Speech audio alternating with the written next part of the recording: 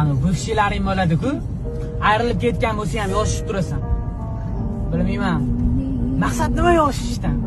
Baribir birga bo'la olmaymiz, baribir bir-birimizga qayta olmaymiz, lekin sog'inch hissi bo'lar ekan. Baribir yozib turar ekansan. Nafratlanaman deysan, lekin bir yozib qo'ysang, yurak voy deysan, yana как будто o'sha qizni boshdan uchratdi deb o'ylaysan, lekin sarob. Foydasi yo'q. Bekordan o'tmishni eslaysan. Boshqasiga ko'ngil ocha olmaysan. Endi unutaman deyotgan payting qattandir paydo bo'lib qoladi, yozib qolib. Bo'ldi, yana eski xotiralar, eski tashvishlar esingga tushib ketadi. O'sha uchun bivshi yozsa iloj boricha ignor qilish kerak. Yozgan odam yana qaytib qoladi. Yana o'sha depressiya, yana o'sha o'ylov, yana o'sha xotiralar. Qo'yib yubormaydi. Sen bilan umrbod yashaydi.